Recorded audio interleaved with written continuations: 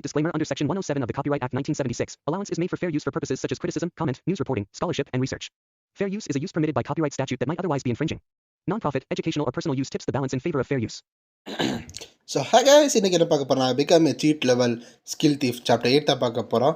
இதுக்கு முன்னாடி பல எபிசோட் பார்க்கலன்னா பார்த்துட்டு வந்துருங்க, அப்போ தான் இந்த எபிசோட் புரியும். வாங்க வீடியோக்குள்ளே போகலாம். எபிசோட் ஓப்பனிங்கில், அதாவது போன சாப்டரில் பார்த்துருந்தா நம்ம பியாங்காவை கையை பிடிச்சி இழுத்துட்டு இருந்திருப்பாங்க. அதனால் நம்ம ஹீரோ கடுப்பாக இருப்பான்ல, அங்கேருந்து ஆரம்பிக்குது. எவ்வளோ தைரியம் தான், என் ஃபியான்ஸை ஃபோர்ஸ்ஃபுல்லாக நீ பிடிச்சி இழுத்துருப்ப. அப்போ நம்ம ஹீரோ அப்படியே கில்லிங் இன்டென்ட்டாக வெளியே விட்டுக்கிட்டு அவன்கிட்ட பேசிக்கிட்டு இருக்கான். அப்போது ஃபோர்ஸ்ஃபுல்லாவா நானா அப்படின்னு வந்து அவன் ஒன்றும் தெரியாத மாதிரி கத்திக்கிட்டு இருக்கான். நீ தான்டா ஒரு 12 வயசு இருக்கிற பொண்ணு கையை பிடிச்சி இழுத்துக்கிட்டு இருக்க, நானான்னு கேட்குற அப்படின்னு நம்ம ஹீரோ கத்துறானா. அப்போது அவன் இன்னும் அமைதியாக இருக்கும்போது நம்ம ஹீரோக்கு ரொம்ப டென்ஷன் ஆகுது. என்ன மாதிரிடா பண்ணிக்கிட்டு இருக்க, உனக்கு இந்த மாதிரி பெண்கள் கையை பிடிச்சி இழுத்தா உனக்கு அவ்வளோ பிடிக்குமா அப்படின்னு சொல்லி நம்ம ஹீரோ டென்ஷனோட கில்லிங் இன்டென்ட்டை விட்டுக்கிட்டு வந்துக்கிட்டு இருக்கான். இல்லை இல்லை நான் அப்படி பண்ணல, நான் வீம்புக்கு அப்படி பண்ணல அப்படின்னு அவன் சமாளிச்சுக்கிட்டு இருக்கான். நான் வெறும் வந்து டேடி கிளாஸோட ஆர்டரை தான் நான் ஃபாலோ பண்ணேன் அப்படின்னு சொல்லும்போது மற்ற இருக்கிற எல்லாரும் வந்து நம்ம ஹீரோவை நோட்டீஸ் பண்ணுறாங்களா. ஓ, அந்த செகண்ட் பிரின்சஸோட ஆர்டரா, சரி அதை நான் பார்த்துக்கிறேன் அப்படின்னு நம்ம ஹீரோ மனசுக்குள்ளே பேசிக்கிட்டு அந்த ஸ்டாராய்ட் கிண்டத்துலேருந்து வந்த கிளெடியாவை பற்றியா பேசுகிற அப்படின்னு நம்ம ஹீரோ கேட்குறான். ஆக்சுவலாக நம்ம ஹீரோக்கு யாருன்னு தெரியும், இருந்தாலும் இந்த மாதிரி போட்டு வாங்கும்போது தான் என்னன்னு தெரியறதுக்காக பேசுகிறான். ஆமாம் லேடி காயா தான், செகண்ட் பிரின்சஸ் தான். அவங்க தான் சொன்னாங்க லேடி பியங்கா வந்து கூட்டிகிட்டு வரணும்னு. அதனால தான் நான் லேடி பியங்காட்ட போனேன். ஆனால் வந்து அவங்க வந்து வரலையா, எனக்கு வேறு வழி இல்லாமல் ஃபோர்ஸ்ஃபுல்லாக அவங்கள வந்து கூப்பிட வேண்டியதாக போயிடுச்சு. நான் எதுவும் பண்ணல, இது வந்து ஒரு ராயல் கமெண்ட் தான், நான் அதை ஃபாலோ தான் பண்ணேன் அப்படின்னு வந்து அவன் சொல்கிறானா. அப்போ நம்ம ஹீரோ லேடி பியங்காவை பார்க்குறாங்க. லேடி பியங்கா ஓகேவா இருக்காங்களான்னு. ஏன்னா பியங்கா வந்து நார்மலாக இந்த ஹார்ட் அண்ட் ஆர்ட்ஸ் ஃபேமிலி வந்து பாப்புலராக தான் இருப்பாங்க இந்த நார்த் சைடில். அப்போது அங்கே இருக்கிற பியங்காவை வந்து அப்ரோச் பண்ண வருவாங்க. ஆனால் அவளோட கர்ஸ் அவன் மேலே இருக்கிறனால எந்த நோபல்ஸ் வந்து அவளை வந்து ஈக்குவலாக பார்க்கறது கிடையாது. பியங்காவை வந்து ஒரு புழு பூச்சி மாதிரி தான் பார்ப்பாங்க. அப்போ நம்ம ஹீரோ சொல்லிக்கிட்டு இருக்கான்.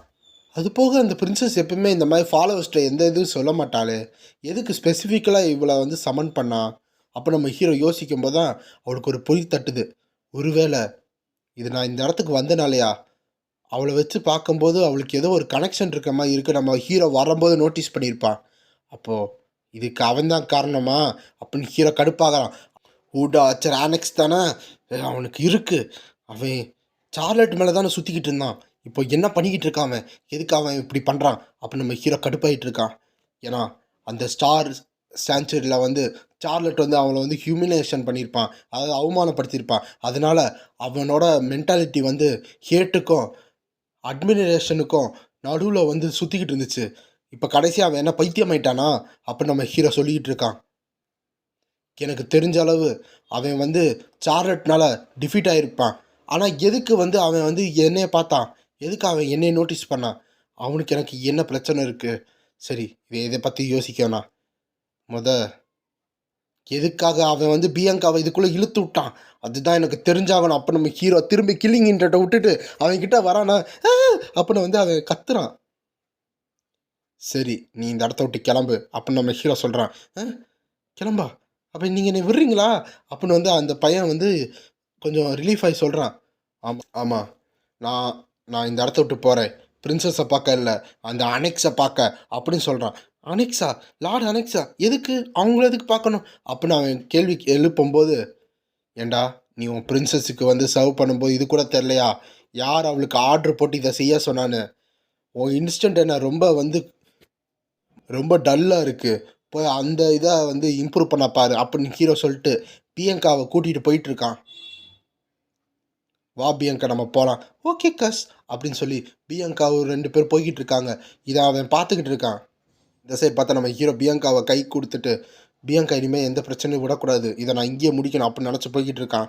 ஆமாம் பியங்கா, எதுக்காக நீ அங்கே போகிறதுக்கு ரெஃப்யூஸ் பண்ண அப்படின்னு நம்ம ஹீரோ கேட்கும்போது, ஏன்னா நான் என்ன நினச்சேன்னா, நீ என்னை விட்டுட்டு போவேன்னு நினச்சேன், ஆனால் அந்த சுச்சுவேஷனில் நீ அங்கேயே தான் இருந்தியா பியங்கா அப்போ நம்ம ஹீரோ நினச்சிட்டு கூப்பிடும்போது, சொல்லுங்க அப்போ பியங்கா கேட்கும்போது, எதனால் அவளோட ஆர்டர்ஸை நீ ஃபாலோ பண்ணல அப்படின்னு வந்து நம்ம ஹீரோ கேட்குறானா. அப்போ பியங்கா என்ன சொல்கிறாங்கன்னா, ஏன்னா நீங்கள் தானே என்னை இங்கேயே வெயிட் பண்ண சொன்னீங்க, அதனால தான் நான் இங்கேயே வெயிட் பண்ணிக்கிட்டு இருக்கேன் அப்படின்னு பியங்கா சொல்கிறாங்களா.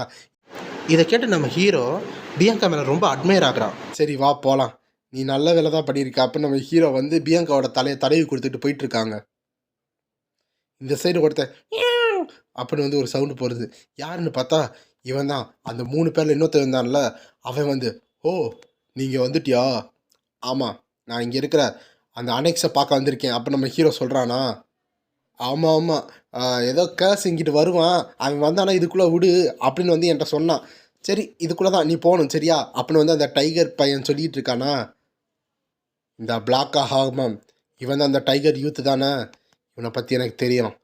இவன் வந்து டியூல் ஸ்வாட் ஃபைட்டரில் வந்து ஒரு டேலண்டட் பர்சன். அது போக யாருக்குமே தெரியாது இவன் என்ன நினைக்கிறான்னு. இவன் கூட மட்டும் இன்வால்வ் ஆகாமல் இருக்கணும் அப்போ நம்ம ஹீரோ நினச்சிக்கிட்டு இருக்கான். நல்ல விஷயம் என்னென்னா அவன் வந்து நம்மளை விட்டுட்டான். சரி அந்த அனெக்ஸை பார்த்துட்டு என்ன பிரச்சனையோ தீர்த்துடலாம் அப்போ நம்ம ஹீரோ அந்த டோரில் கை வைக்க போகும்போது சரி நான் போகிறேன் அப்படின்னு சொல்கிறான். அப்போது அந்த டைகர் என்ன சொல்கிறான்னா, அப்போ உனக்கு ஒரு விஷயம் தெரியுமா அப்படின்னு கேட்குறான். என்னதுன்னு பார்க்கும்போது நான் ரொம்ப க்யூரியஸாக இருக்கேன், வா 2 பேர் சண்டை போடுவோம் கஸ் அப்படின்னு வந்து அந்த டைகர் சொல்லிக்கிட்டு இருக்கானா. சோபா இப்போ இவனுக்கு என்னையா பிரச்சனை, எங்கே பார்த்தாலும் பைத்தியம் சுற்றிக்கிட்டு இருக்கே அப்படின்னு நம்ம கேஸ் வந்து சலிச்சுக்கிட்டு இருக்கான். உனக்கு ஒரு விஷயம் தெரியுமா தெரியாதா, இந்த சான்சில் வந்து நம்ம சண்டை போடக்கூடாது, உனக்கு அது தெரியும்ல அப்படின்னு நம்ம ஹீரோ வந்து சொல்கிறான். நான் எப்படியோ சார்லட்டோட சண்டை போட தான் போகிறேன், அதுக்கு முன்னாடி உன் கூட சண்டை போடுறதுனால எனக்கு நல்லா தான் இருக்கும் அப்படின்னு அவன் எதையுமே காதில் வாங்காமல் சொல்லிக்கிட்டு இருக்கானா. அது போக உன்னைய பார்த்தா சார்லட்டோட வீக்காக தான் இருக்குது, அதில் உன்னை இங்கேயே அடித்து போட போகிறேன் அப்படின்னு அவன் மனசில் நினச்சிக்கிட்டு இருக்கான். ஆமாம் இப்போ தான் எனக்கு நான் வருது, இவன் வந்து யார் பேச்சையும் கேட்க மாட்டான்ல இந்த பிளாங்கா. அது போக சார்லட் கையில் கூட நல்லா அடி வாங்கியிருப்பானே, இவன் எதுக்கு இங்கே இருக்கான். அது போக இவனோட ஆறா கொஞ்சம் மாஸ்டர் ஆன மாதிரி தான் இருக்குது. அதாவது மற்ற எக்ஸ்பர்ட்டை பார்க்குறதுக்கு இவன் கொஞ்சம் ஸ்ட்ராங்காக தான் இருக்கான் அப்படின்னு சொல்லும்போது அவனோட ஆறா உடம்பு வெளியே வந்துக்கிட்டு இருக்கு. சரி வா பண்ணலாம் அப்படின்னு வந்து அவன் பேசிக்கிட்டு இருக்கானா. அது போக யாருக்குமே அவனோட காம்பேட் இன்ஸ்டிடியூஷன் யாருக்குமே தெரியாது. அதாவது அவன் எப்படி அட்டாக் பண்ணுவான் யாருனாலையும் அதை ப்ரிடிக்ட் பண்ண முடியாது அடுத்த அட்டாக்கை. அப்போ நம்ம ஹீரோ சொல்லிக்கிட்டு இருக்கும்போது நான் கண்டிப்பாக இந்த சண்டையை வந்து அவாய்ட் பண்ணி ஆகணும், முதல்ல அந்த அனெக்ஸை பார்த்தாகணும் அப்படின்னு ஹீரோ நினச்சிக்கிட்டு இருக்கான். ஆனால் அவன் கண்ணை பார்த்தா அவ்வளோ சீக்கிரமாக அவன் விடுற மாதிரி தெரிலையே அப்படின்னு நம்ம ஹீரோ சொல்லிக்கிட்டு இருக்கான். பார்த்தா சரி அப்போ நம்ம ஹீரோ சொல்லி அந்த ஆரவை லைட்டாக சேனல் பண்ண ஆரம்பிக்க போகிறான். அதுக்குள்ளே அவன் அட்டாக் ஆரம்பிக்கிறான். நம்ம ஹீரோ அப்படியே ஒரு டக் பண்ணி எஸ்கேப் ஆகுறான். நினச்ச மாதிரி தான் வேகமாக இருக்கான்னு சொல்லி நம்ம ஹீரோ அட்டாக் பண்ணுறான்னா, அப்போ அந்த டைகர் எங்கே வந்து ஈஸியாக எஸ்கேப் ஆகுறான். ஓ நல்லா அட்டாக் பண்ணி அப்படின்னு சொல்லும்போது நம்ம ஹீரோ அடுத்து அவனோட காலில் ஒரு ஆரா யூஸ் பண்ணி அப்படியே அவனோட வயிற்றுல ஒரே அட்டாக்கு அவன் அப்படியே அங்கேருந்து பறந்து போய் விழுந்துக்கிட்டு இருக்கான். அப்போ அதுக்கு இடையில ஒரு டைம் கொடுக்காம நீ இந்த இடத்துல தீந்து அப்படின்னு சொல்லி அவனோட 4 ஆர்ம் வச்சு அப்படியே அந்த டைகர் யூத்தை அடிக்க போகிறான். அப்போ பார்த்தா அது ஒரு ஃபேக் அட்டாக்கு. நம்ம ஹீரோ அவன் கையை வச்சு ஒரு கராத்தே சாப் மாதிரி அவனோட வயிற்றுல குத்தும் போது அவன் அப்படியே பறந்து போய் விழுந்துக்கிட்டு இருக்கான். அப்போது அந்த வழியில் அப்படின்னு கத்திக்கிட்டு இருக்கான். அவன் சுற்றி உடம்புல ஃபுல்லாக அந்த எனர்ஜி வந்து சர்க்குலேட் ஆகிட்டு இருக்கு. நம்ம ஹீரோ நின்று பார்த்துக்கிட்டு இருக்கான். இது போதுமா உனக்கு அப்படின்னு நம்ம ஹீரோ கேட்கும்போது பரவாயில்ல நீ வந்து ஹோல்ட் பேக் பண்ணலை கேஸ் அப்படின்னு அவன் அந்த வழியில் எந்திரிச்சிட்டு இருக்கான். சரி சரி நீ தான் சேலஞ்ச் பண்ண, அதனால நான் உன்னை விடுறேன், கிளம்பி போ அப்போ நம்ம ஹீரோ சொல்கிறானா. இல்லை இல்லை இது நல்லா இருக்குது, வா அடுத்த ரவுண்டு போகலாம், நான் போய் என் வெப்பனை எடுத்துகிட்டு வரேன், வா சண்டை போடலாம் அப்படின்னு வந்து அவன் சொல்லிகிட்டு இருக்கானா. வெப்பனா அப்போ நம்ம ஹீரோ பார்க்குறான். ஒன்றால் நிற்க முடியுமாடா அப்படின்னு ஹீரோ சொல்கிறானா. ஏன் எனக்கு என்ன நான் நிற்பேனே அப்படின்னு அவன் சொல்லிக்கிட்டு இருக்கும்போது அவன் மூக்கிலேருந்து பிளட்டு வந்துக்கிட்டு இருக்கு. எனக்கு என்ன ஆகுது அப்படின்னு சொல்லி அவன் அப்படியே அந்த இடத்துல கொலாப்ஸ் ஆகி பொத்துன்னு விழுட்டான். அப்படியே படுத்தே இருன்னு சொல்லிட்டு நம்ம ஹீரோ போகிறானா. கஸ் இப்போ நீ என்ன பண்ண அப்படின்னு பியங்கா கேட்கும்போது நான் வெறும் அந்த சீக்ரெட் வாகியம் டெக்னிக்கை தான் யூஸ் பண்ணேன் அப்படின்னு நம்ம ஹீரோ சொல்கிறான். அதுதான் ஷார்ட் ஸ்ட்ரைக். அது வந்து இந்த வகியம் ஃபேமிலியில் இருந்த ஒரு டெக்னிக். ஆனால் அது எப்பயுமே எல்லோரும் மறந்து போயிட்டாங்க. ஐ மீன் அதை ட்ராப் அவுட்டே பண்ணிட்டாங்க. ஆனால் அதோட பவர் வந்து எப்படி யூஸ் பண்ணணும்னா ஒரு மேக்ஸிமம் எனர்ஜியை வந்து கையில் சேனல் பண்ணி ஸ்டார்ட் டிஸ்டன்ஸில் அட்டாக் பண்ணணும். அந்த மாதிரி அட்டாக் பண்ணும்போது அவன் ஆர்மல் போட்டிருந்தானோ அவன் உடம்புக்குள்ளே நுழைஞ்சு போய் அவனோட இன்டர்னல் ஆர்கனை டேரெக்டாக வந்து அட்டாக் பண்ணும் அப்படின்னு நம்ம ஹீரோ சொல்லிக்கிட்டு இருக்கான். இந்த சீக்ரெட் டெக்னிக் தான் என்னால் வந்து காப்பாற்ற முடிஞ்சிச்சு கடைசியாக அப்படின்னு ஹீரோட பாஸ்ட்டில் காமிச்சிக்கிட்டு இருக்காங்க. ஏன்னா அந்த ப்ளூ பைன் ஹால் வந்து மொத்தமாக எரிஞ்சு போகிறதுக்குள்ளே என்னால் அது மட்டும்தான் எடுக்க முடிஞ்சிச்சு, அந்த டெக்னிக்கு தான் அங்கேருந்து எடுக்க முடிஞ்சிச்சு அப்படின்னு நம்ம ஹீரோ சொல்லிக்கிட்டு இருக்கான். அதுதான் நான் யூஸ் பண்ணேன். அந்த ஸ்டார்ட் ஸ்ட்ரைக் இருந்தனால தான் எக்கச்சக்கமான இந்த சாவுக்கு பக்கத்தில் போகிற பேட்டல்லேருந்து நான் எஸ்கேப் ஆக முடிஞ்சிச்சு, அதுலேருந்து தப்பிக்க முடிஞ்சிச்சு. அதனால் எனக்கு ஒரு டெக்னிக்கில் நம்பிக்கை வைக்கணும்னா இந்த டெக்னிக் தான். அப்போ நம்ம ஹீரோ வெளியே சொல்லிக்கிட்டு இருக்கானா, பியங்கா இதெல்லாம் கேட்டுக்கிட்டு இருக்கான். அது போக இவன் இப்போதைக்கு கொஞ்சம் நேரத்துக்கு எந்திரிக்க மாட்டான், நம்ம பேசாமல் உள்ளே போகலாம் அப்படின்னு சொல்லும்போது இவன் மட்டையான மாதிரி அப்படின்னு வந்து இருக்கான். அப்போ நம்ம ஹீரோ கதை திறந்துட்டு உள்ளே போகும்போது அந்த இடத்துல அந்த அனெக்ஸ் அந்த பொண்ணு இருக்காளா, அப்போ அந்த கதை திறக்கும்போது அந்த பொண்ணு ஒன்று நோட்டீஸ் பண்ணுறான். என்னன்னு பார்த்தா பிளாங்கா வந்து மட்டையாக கிடக்கிறத பார்த்தோன்னே பிளாங்கா என்னாச்சுன்னு சொல்லி அவன் வேகமாக போயிட்டுருக்கான். இந்த சைடு நம்ம ஹீரோ கேஷுவலாக வந்துக்கிட்டு இருக்கான்.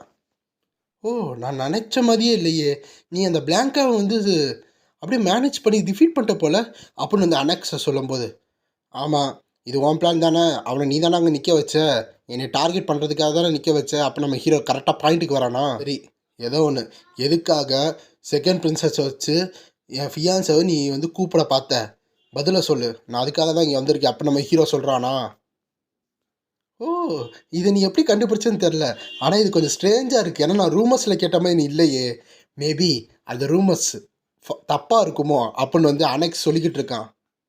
ஏன்னா ரூமர்ஸில் என்ன போட்டிருந்துச்சுன்னா நீ ஒரு ஃபெயிலியர்னு போட்டிருந்துச்சு அப்படின்னு வந்து அவன் அனெக்ஸ் வந்து நம்மளோட ஹீரோவை மார்க் பண்ணிகிட்டு இருக்கோமோ நம்ம ஹீரோ என்ன சொல்கிறானா, ஓ அப்படியா, சரி அப்போ இன்றைக்கி நான் உன்னை அடித்ததுக்கு அடுத்து அது தெரியும் ரூமர்ஸ் உண்மையாக பொய்யான்னு. அப்போ நம்ம ஹீரோ சொல்கிறானா, ஓ உனக்கு கான்ஃபிடென்ட் தான் இருக்குது அப்படின்னு அனெக்ஸ் சொல்லிக்கிட்டு இருக்கான்.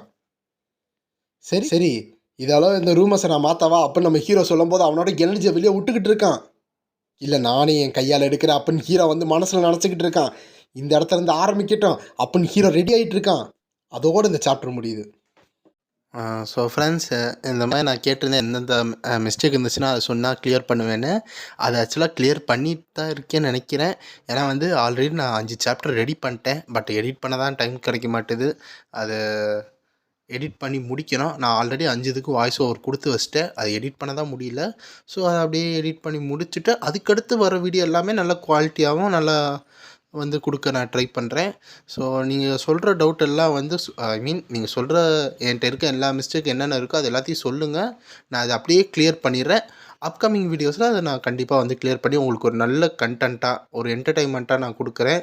So thank you guys. So by.